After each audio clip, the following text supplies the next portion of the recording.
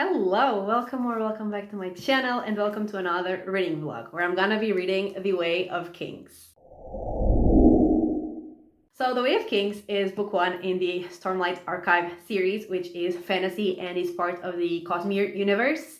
And I have read other books in the Cosmere universe, like in other series and standalones, and I have really liked them all. And I definitely been wanting to start this series for a long time, but I've also been very intimidated because the books are so long, all of them. This I think is the shortest, and it's over 1,100 pages long. So, very intimidating. There are, I think, 5 of them out currently, which is the first era of the series. If I am not mistaken, I might be. But yeah, I've been very excited to read this, but also very scared. But it was finally time to get into this book. And there are definitely spoilers, I talk about everything that happens in this book in this video. And yeah, let's just get into it.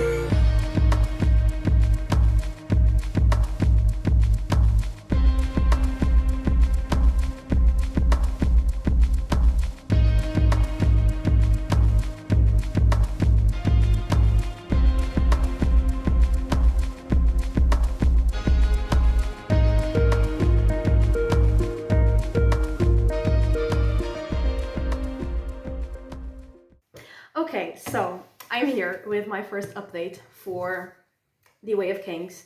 I got to page 194. I read the first part and then the interludes that came after, which were 3 interludes, and about to start part 2.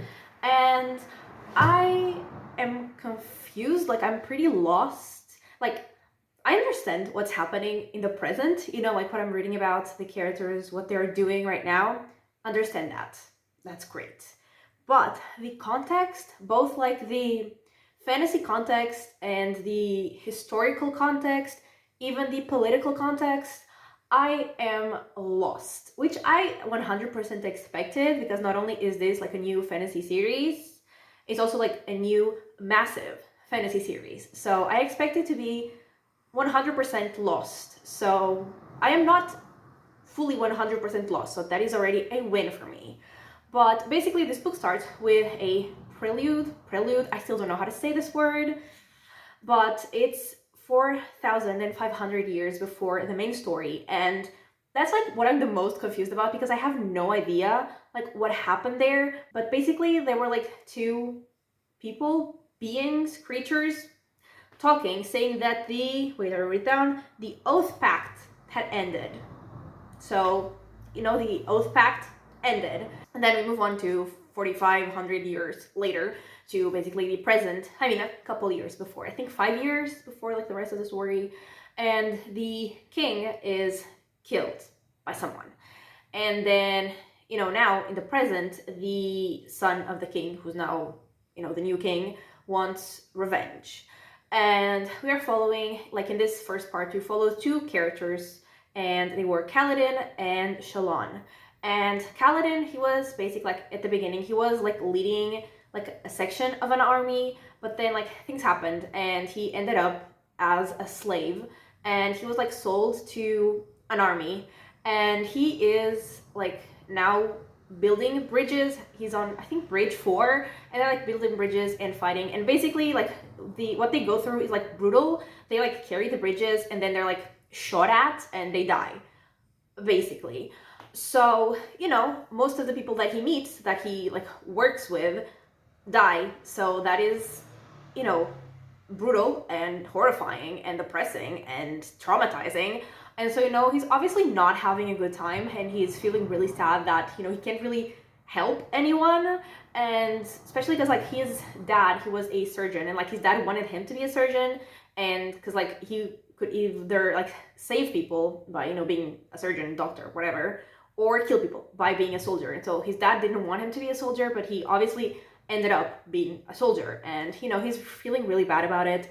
But then like at the end of part 1, he basically like kicks the ass of the guy who's in charge of like their bridge, and he's now kind of like gonna be in charge, not in name I think, but he is, you know, kind of in charge, and he's, you know, gonna try to make things better for the people, you know, working there with him. And he's, you know, getting to know them, and you know, just being a better person than the guy that was leading them.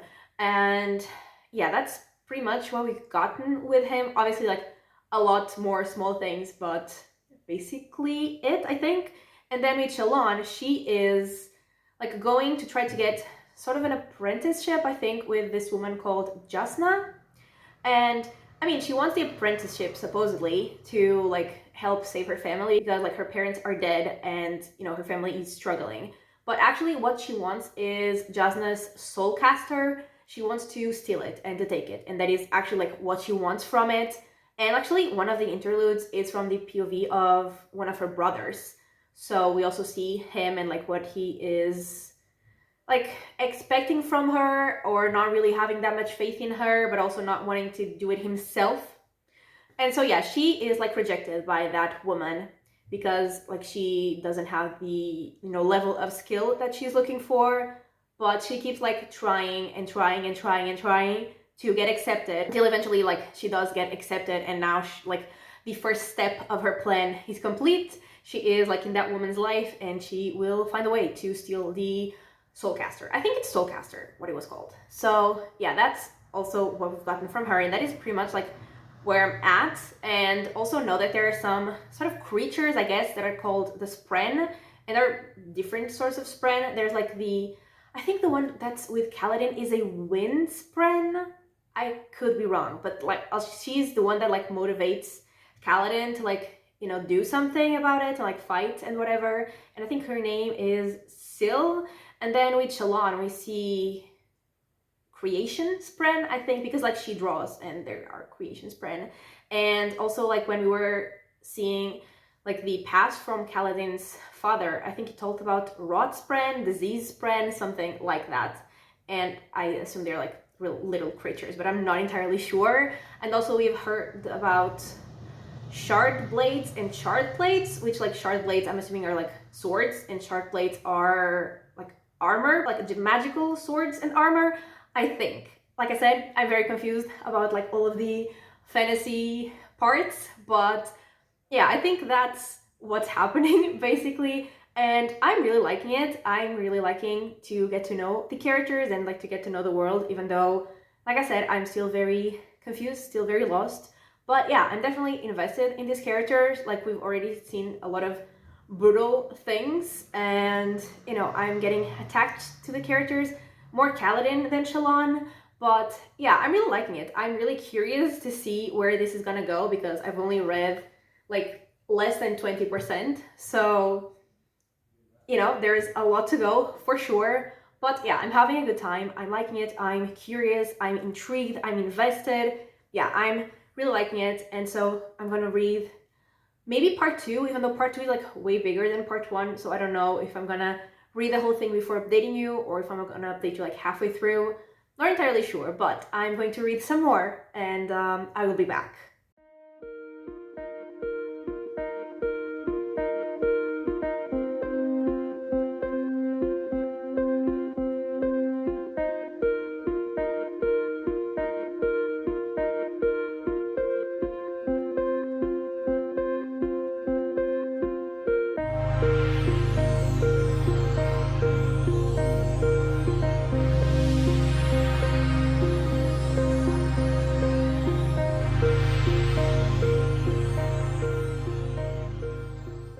Okay, so I made it to page 506, so just before part 3. So I read part 2 and some other interludes, and I'm like almost halfway through this book, which is insane. And there's like a weird ray of sunlight in my face, but I don't know how to like not have it, especially because the sun is behind me. I don't know how there's a ray of sunshine in front of me. But anyway, just like with all like massive fantasy series that I've read, there are a lot of like things happening that I don't know like how relevant they're gonna be. So like I don't know what to even talk about, what to focus on, what to like memorize. I have no idea what's gonna like matter in the long run and what is not like as relevant. So, you know, but in this part we follow 3 characters. We follow still Kaladin, and then we follow Dalinar and Adolin. And Dalinar is the king's uncle, and Adolin is Dalinar's son, his oldest son, I think.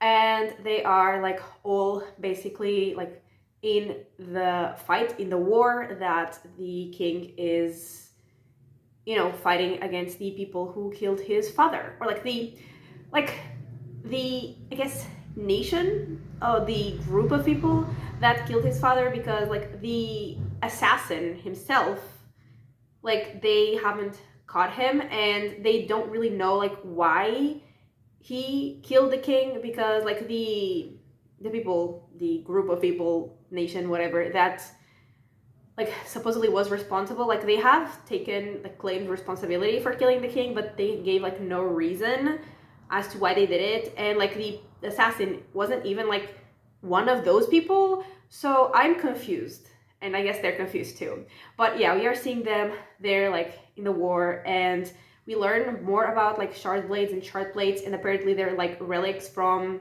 like before, when the Radiants were like walking the land, their land, they existed there. And actually like when the king was dying, he said that like he needed, like the assassin needed to find a way for his brother to know, like, brother, you must find the most important words a man can say. And I was confused, and I think I didn't even mention it. Like, I knew that was gonna be relevant, but I honestly forgot to mention it. But basically that is a quote from an ancient text called The Way of Kings. And basically like in that book, the things that are like described, the things that are like taught are like completely different from like the way that they live now, because they're like light eyes and dark eyes, and like the light eyes are the like powerful people, basically like the most important people, the people in charge, and the dark eyes are the people who don't matter, basically.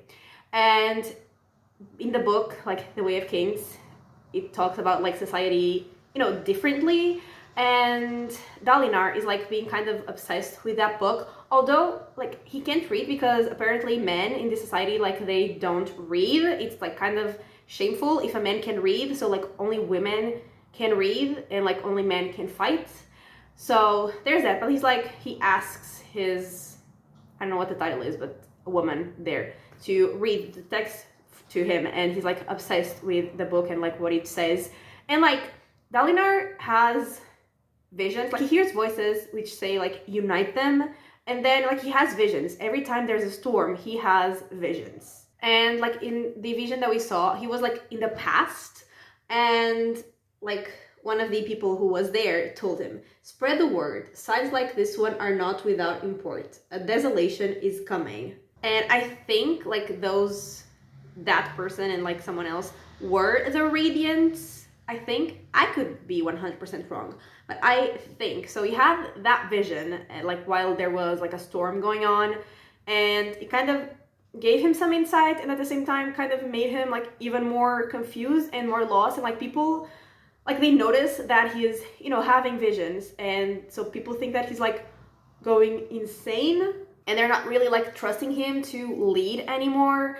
And he actually like, he talks to the king, his nephew, because he wants to like stop this revenge war, because it's not like really like going anywhere, and like people are dying, and like he wants to stop it. But the king is not, you know, he doesn't agree with that. He wants to keep the war going. So Dalinar just is like, okay, then if we're gonna keep the war going, we're gonna actually, do it, and they're gonna like start being more aggressive, I guess, and try to just end it.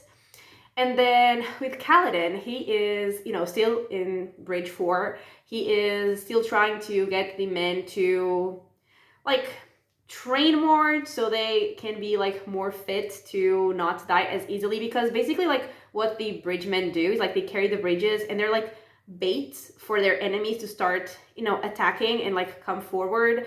And then, like, they're supposed to die. They're literally, like, bait and supposed to die. So then the rest of the army can attack. So, that is, they obviously don't have like the will to really do anything because they know that they're gonna die. They're literally supposed to die. So, Kaladin is trying to like change their mentality, change their view of things, and try to make them actually try to survive. So it's not going well, at first, especially like it's not going well. People are not following him, but then two of them start actually, following Kaladin, and they, start having these plans, trying to make life worth living, like trying to have fun with each other, trying to, get to know each other even, and like have some good times as much as they can. And actually it was like really cute when they were bonding. I thought that was really, really cute. And like at the end, they are like warming up to Kaladin and like his ideas a bit more. And then we find out, and I mean, I don't know if we find out here or if it was like said before and I missed it, like in part 1, but Yasna, like the woman that Shallan went to like look for to like get an apprenticeship sort of with, like she is the king's sister. And like, I don't know if I mentioned that in the first part, and I just for some reason missed it, but they mentioned it in part 2 again because she's like talking to Dalinar, her uncle, and basically like she is where she is trying to find answers for things. And then after his conversation with Yasna, Dalinar decides to like abdicate his position in favor of his son, which I think is a terrible idea because he's actually one of the only decent or seemingly decent people like out of the ones that are like leading the sections of the army. So that sucks. That sounds like a terrible idea. I am against it, but yeah, he decides to abdicate, especially because people think that he's going insane, and he's afraid that he is, in fact going insane. So he's afraid that he won't really be able to lead anymore, and he will like make mistakes, and like understandable, but I don't like that. So yeah, that's pretty much where I'm at. And obviously, like I said, there are a lot of things happening that I don't know like how relevant they are, but I'm really enjoying it. And there's also like so many cool fight scenes, very brutal, very deadly, but very cool to read as well. And also in the interludes, one of them was from the point of view of the assassin who killed the king, and he was now like found by someone and hired to have other targets. And that's concerning. Even he's concerned. Like it literally says here, this was his nightmare, to be in the hands of those who understood his capabilities and who had the ambition to use them properly. He should be trembling, for soon the world itself would shake. Like those are the last lines that I read. So that's fun. But yeah, I'm really liking it. I'm really like bonding with the characters, I guess. I actually really care about them. And yeah, I'm very intrigued about everything, really, because like I'm starting to understand a bit more, but I'm still pretty lost. But what I'm learning, I'm loving to learn. And like I said, I'm loving the characters as well. And I'm loving the plot that we're following. And yeah, I'm very intrigued. I'm very invested. It's not giving me the 5-star feeling because it's a massive book. It's not the fastest thing I've ever read, and usually I like more faster paced books. So, it's not like 5 stars, at least for now. It can definitely change. You still have more than half of the book to go, but I'm really, really liking it. So yeah, so far, so good. So far, so great. So I think I'm going to read part 3 probably, and I will be back.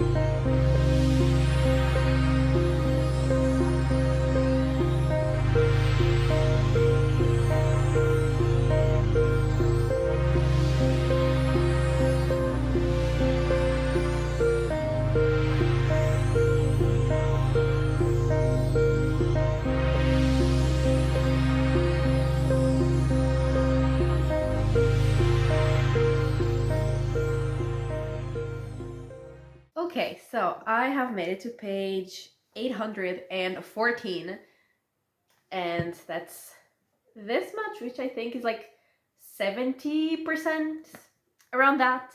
And in part 3, we followed once again Kaladin and Shallan. And so with Kaladin, like the men of Bridge 4 are finally like starting to warm up to Kaladin, and like other than like the two that were already like becoming besties with him, who I love, by the way, they are, you know, starting to like follow him and like his ideas and doing what he wants. And so Kaladin like comes up with a new strategy for them to go into battle like with the bridges. And like it works. None of them die. They like don't even like get hurt, nothing, they're fine. But they like disrupt the whole, you know, army because they didn't do what they were supposed to do. So like everything else was disrupted. And so a bunch of people die because of what they do. And so Kaladin is supposed to be punished. I mean, basically they, first of all, they like beat him up, and then they like string him up like upside down, and they're gonna leave him out like in a storm. And he's gonna be basically like he's gonna be judged by the storm whether he's supposed to live or die. And you know, that would usually mean that he would just die, like no one survives, or no one's supposed to survive like that kind of storm. But he does survive, and he had like a bunch of spheres that had stormlight, and after the storm has passed, like the spheres have no stormlight, and he is fine, and he like heals very quickly. So I'm assuming the stormlight like went into him, or like he used it to stay alive. And then after that whole thing, like the whole bridge people, bridgemen, the whole bridge section had like new leadership because the guy who was in charge was killed for what Kaladin did.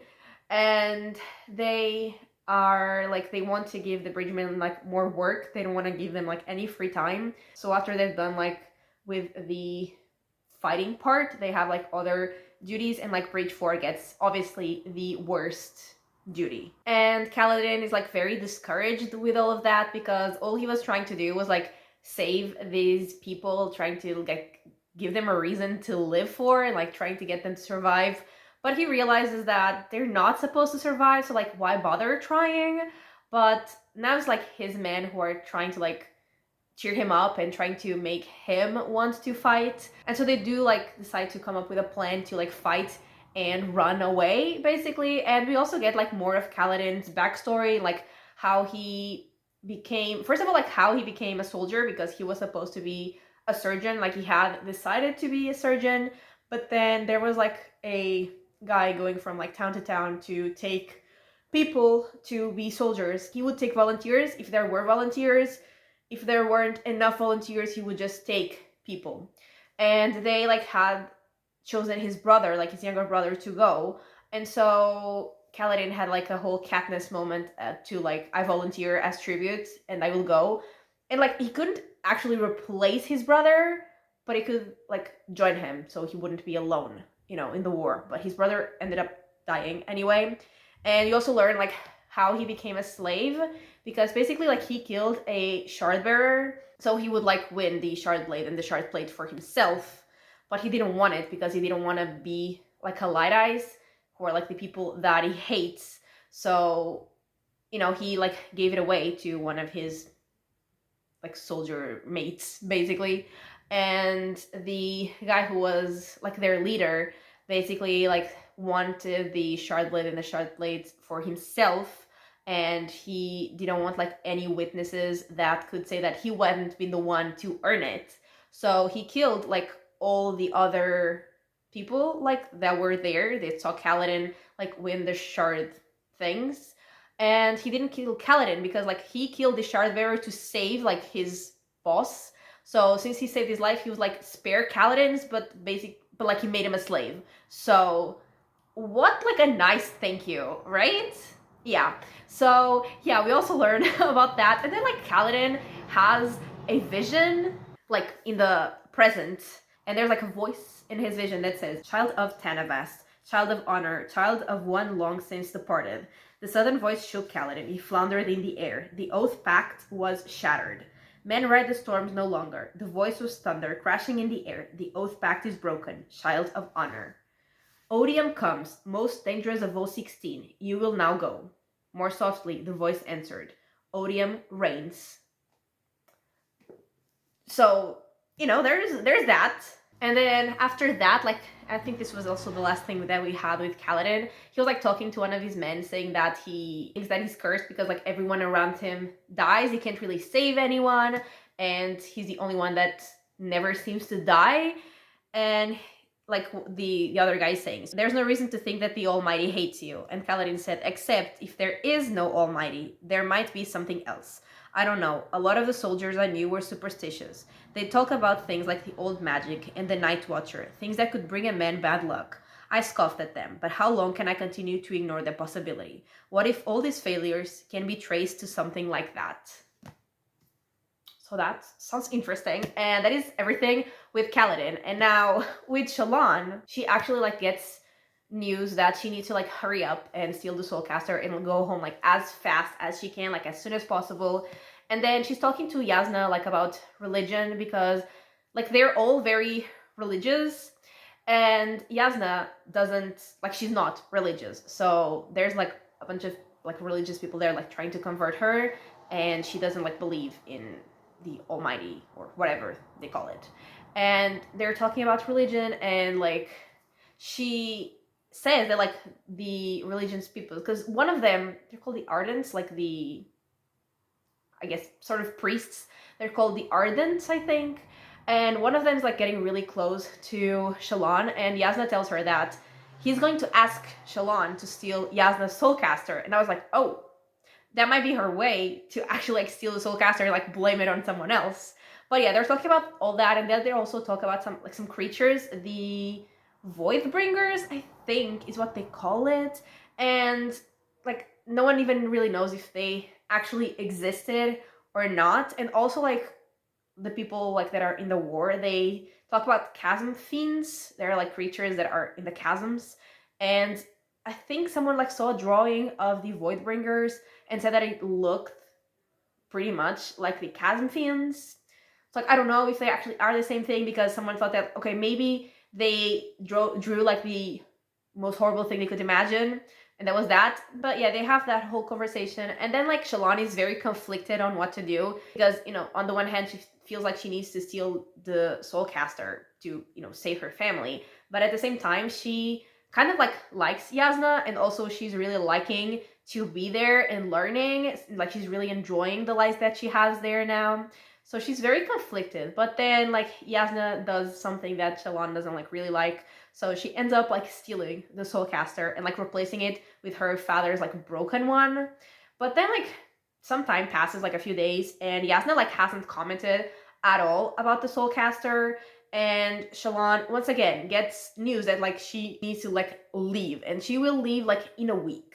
And then like Shallan is trying to make the most of her last week, so she keeps like studying as much as she can. And also like the Ardent that I said he's getting like really close to her is also like we see them spending some time together, and they're talking about the Voidbringers, because Shallan tells him that like that's what she and Yasna are currently studying. And he tells her, we believe that the Voidbringers were real, a scourge and a plague. 100 times they came upon mankind. First casting us from the Tranquiline Halls, then trying to destroy us here on Roshar. They weren't simple spren that hid under rocks and came out to steal people's laundry. They were creatures of terrible destructive power, forged in damnation, created from hate.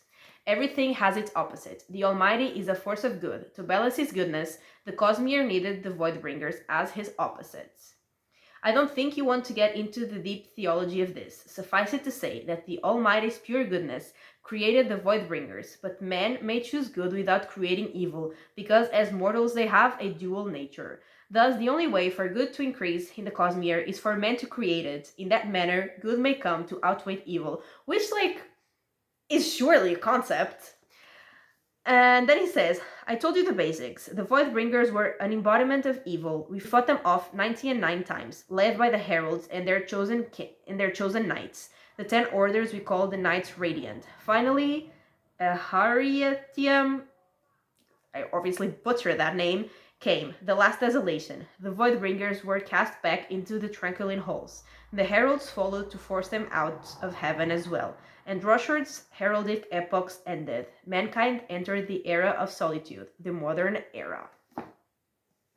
So, I don't know if this is like fact or if this is just what the religious people think, because, like I said, that's certainly a concept.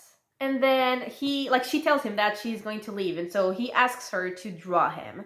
And I don't know if I mentioned, like, in part 1, when she was drawing, like, the king of where she is, that, like, she was drawing him, and then she, like, kind of got distracted, and she was, like, just on autopilot drawing, and, like, she drew some, like, creepy creatures behind him that obviously weren't actually there, or weren't visible, at least. And now, when she's drawing this guy, she also draws, like, those creepy creatures, and then she, like, freaks out and, like, runs off, and then there are, in fact, like, things attacking her, and, like, she uses her soulcaster somehow, because, like, she doesn't know how to use it, because, like, she stole it, and she was like, I don't know how to use it, I don't know how we're gonna use it to save my family, but I'll steal it anyway, and then we'll figure it out. So, like, and she tried to use it before and hadn't managed, but now she uses it, I guess. And also, I think she has a shard blade? Question mark? Because, like, when we were following Dalinar, he said that, like, it takes 10 heartbeats for it to, like, materialize, I guess, after you summon it. And she was like, I don't remember the exact words, and I'm obviously not gonna find it in this over 1,000-page book. But she was, like, saying that she was gonna have to do this thing that she didn't like, or that brought her shame or something like that. And she was, like, counting heartbeats or something, and I was like, wait, what? But then, I think it was after that she used the soulcaster, I'm not entirely sure. But she, did something. Then she decides that she's going to stay, and she's going to just send the soulcaster to her family, and she's going to stay there studying, because then it's, like, the best of both worlds. But then, the religious guy, I don't know his name, because all of these names are hard, and I just memorize the ones that are, like, the most relevant people for me personally, and he isn't, I guess, but I think it starts with an S. Let me, 1 second. Capsule. It does not start with an S at all. It has an S in there. So he, like, goes to visit her, and then, like, he gives her some bread, and he also, like, wanted Yasna to eat the bread, and, like, he's really insistent then that Shallan eat the jam on the bread, and then apparently, like, they were poisoned, and, like, the bread was the poison, but the jam was the antidote of the poison, and, like, they're, dying, and, like, Yasna is saying that she's going to use her soulcaster to, save them, but obviously Shallan knows that she doesn't actually have her soulcaster, so she's forced to give her the soulcaster, and, like, they're saved, but, like, now Yasna knows that she stole, so she is in deep trouble, and she's basically gonna be sent away. So that's where we ended. So a lot has happened in this third part. I think this is the most that I had to say so far, and I'm really loving it. And also, like, I don't know if this was all just a plan from Yasna to get her to reveal that she had stolen this soulcaster, or if the other guy actually poisoned them. I have no idea, but like I said, I'm really loving it, even though it's, obviously still moving slowly and, not giving me the 5-star feeling. Like, other than that, I am loving it. I'm having such a great time, even though it's slow, and, this keeps happening. I keep saying that, like, I love faster paced books, and then I read 1,000-page fantasy books and end up loving them. So, like, do I really love faster paced books? I don't even know anymore. But yeah, I'm loving it. I'm loving all of the characters.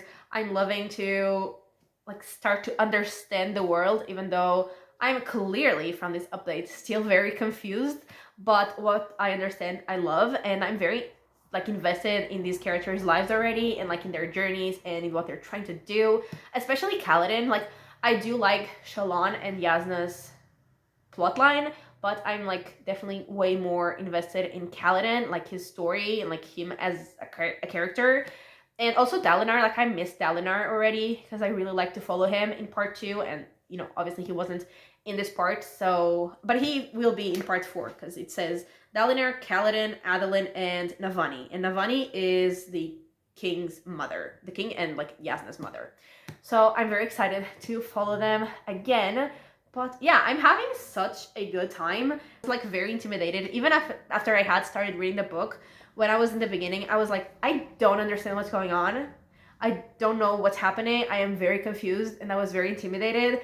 And now I still don't understand a lot of what's going on, but I'm loving it. I'm having such a good time. I'm not really, that intimidated anymore, and just good vibes. I'm loving it. So yeah, I think I'm gonna read parts 4 and 5 because they're like basically the same length as part 3, like the two of them together. So the next time I talk to you, I think I will have finished The Way of Kings, which is insane to say.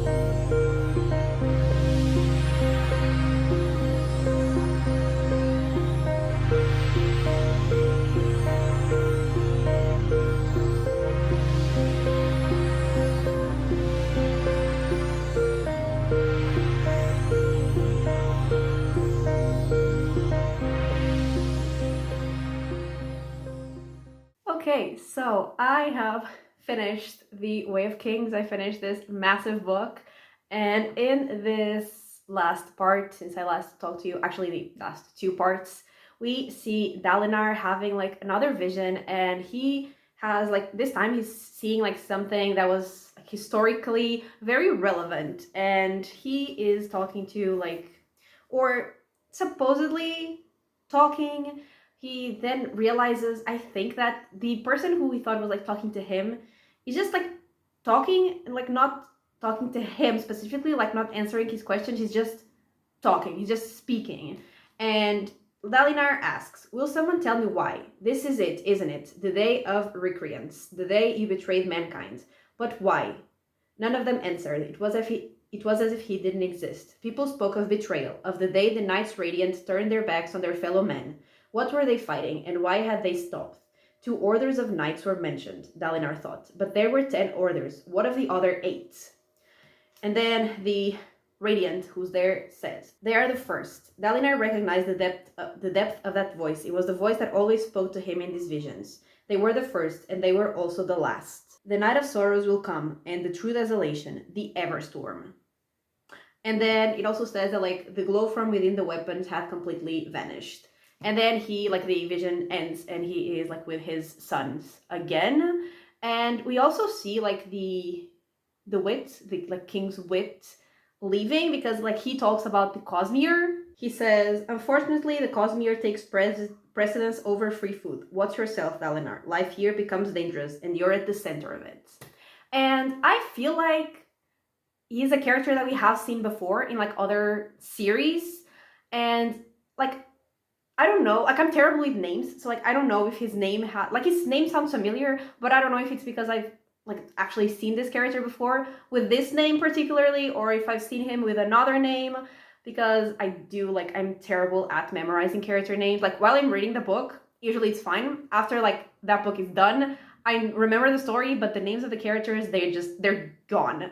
But he seems like familiar, the way he's talking, the way he's acting. I feel like we have seen him before. I'm not entirely sure, but he does talk about the Cosmere. So, he obviously knows things. And then Dalinar and Sadeas, who is like leading another part of the army, they actually decide that they're going to work together because they're like fighting the same war. They're on the same side, but they're not like fighting together like as a unit. So decide that they're going to use like their 2 armies together because that will probably be more effective. And we also see that Kaladin is continuing to like work with the Stormlight, trying to control it better, trying to use it better for like their purposes.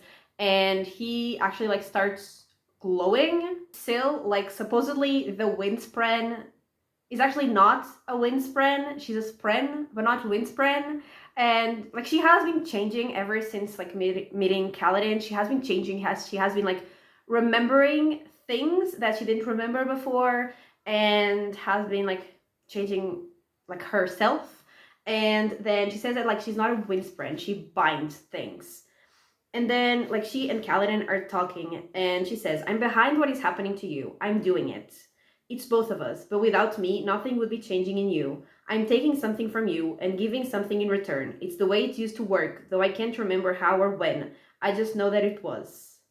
I'm willing to stop it if you want, but I would go back to being as I was before. That scares me. Floating on the wind, never remembering anything for longer than a few minutes.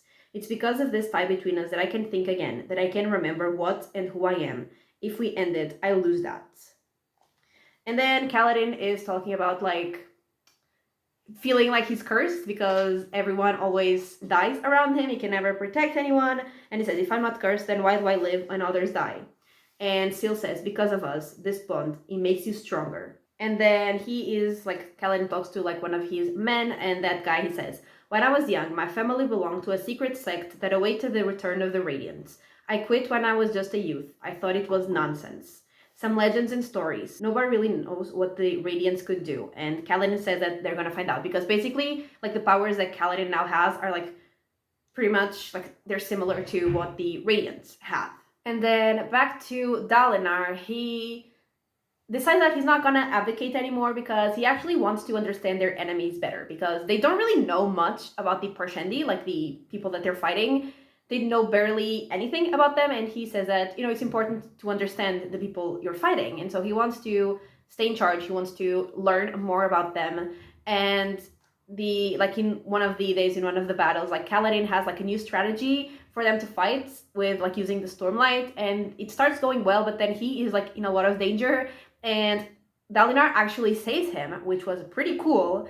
And then there is a day that is going to be like decisive for them in the battle. It's going to be the day where like Dalinar's army and Sadia's army are going to like fight together, and they're all like out there. And obviously, since there are more of them, the Parshendi also send more of their own people. And so like there are a lot of people battling. And then Sadia's just abandons the fight. Like he retreats, his men retreat, they all leave and just leave Dalinar and his men like there fighting alone, like all of those enemies.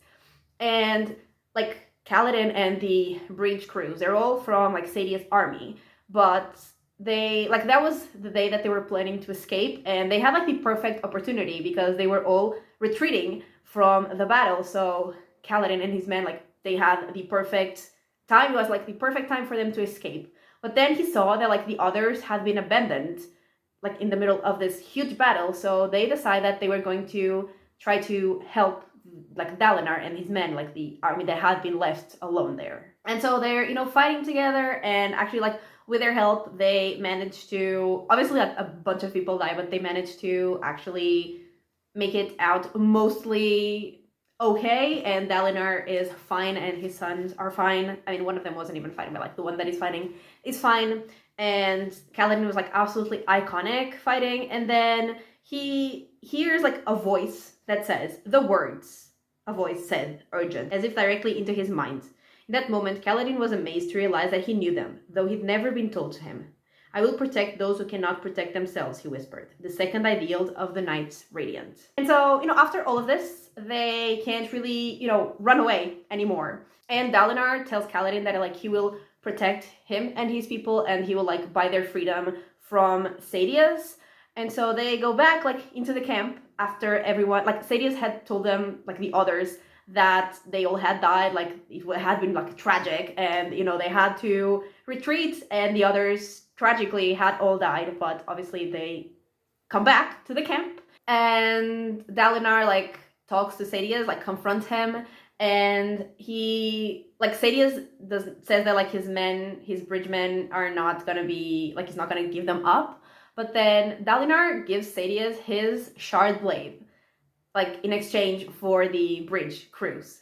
So Sadia's accepts, and now like Kaladin and his people are gonna be working for Dalinar, not as like slaves and like as, you know, real soldiers. And they are gonna be like actually the people like most trusted. They're gonna be protecting the king, because Dalinar also finds out that the supposedly attempt to kill the king, like partially the king had done it himself because he was paranoid, and he thought that if people thought that like he was being attacked, they would investigate.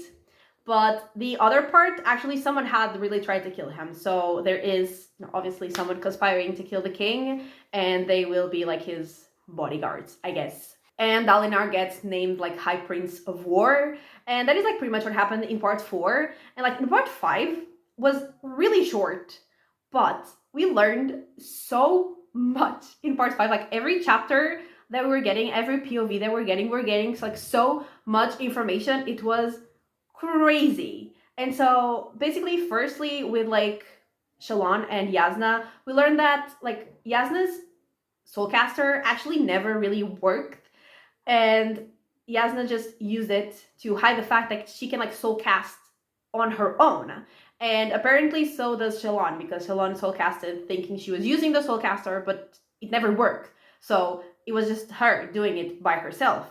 And now they are actually going to be like working together to continue to investigate what Yasna has been investigating. And they're like talking about the Voidbringers, which is what Yasna has been investigating this whole time. And Yasna is saying, the Voidbringers had a natural real-world correlate. I'm certain of it. Something caused the legends. But the legends lie about one thing. They claim we chased the Voidbringers off the face of Roshar or destroyed them. But that's not how humans work. We don't throw away something we can use. Shallan rose and walked to the door of the balcony. She looked out toward the lift, which was slowly being lowered by its 2 porters. Parshmen, with skin of black and red, ash and fire. And then Yasna says, we didn't destroy the Voidbringers. We enslaved them. So that was a crazy revelation to me. And also, like, the king of the place where Yasna is staying, everyone says that, like, he's a very weak person, like, a very weak king, and that he's, like, too nice. But actually, he was the one who hired Seth, so, like, the assassin that killed the other king. The one that he said that his real fear was that he would be hired by someone who, like, knew his true potential. That someone is like this king who's supposedly like a weak king. He says, you see, Seth, I did not send you to do my bloody work for me. I do it here myself. I have personally held a knife and released the blood from the veins of many. Much like you, I know I cannot escape my sins. We are 2 men of one heart. This is one reason why I sought you out. It is better for one man to sin than for people to be destroyed, wouldn't you say? The dying see something. And like actually before, like in the beginning of every chapter, we get like what people say before they die, like a bunch of people, and they all say like the craziest things. And yeah, he's saying, but the dying see something. It began 7 years ago, about the time when King Gavilar was investigating the Shattered Plains for the first time. It is coming, and these people see it. On that bridge between life and the endless ocean of death, they view something. Their words might save us. And then like Seth says, you're a monster. And he says, but I am a monster who will save this world. I cannot let him seize control. It will undermine everything. And Seth asks, who? And then he says, Dalinar : I'm afraid it must be done quickly before he can unite the Alethi High Princes. You will go to the Shattered Plains and end them. It must be done brutally, I'm afraid. So that sounds fun, so fun. And then we get like Dalinar's last vision for now, and someone there is saying, this isn't only about you either. It's about all of them. I should have realized he'd come for me. And then that person says, the Knights Radiant must stand again. Men must face them together. You cannot squabble as in times past. He's realized that given time, you will become your own enemies, that he doesn't need to fight you. Not if he can make you forget, make you turn against one another. Your legends say that you won, but the truth is that we lost, and we are losing. And Dalinar keeps asking, like, who are you? Who are you? Who are you? And like this person keeps talking, but then finally, this person says, I was God, the one you call the Almighty, the creator of mankind. And now I am dead. Odium has killed me. I am sorry.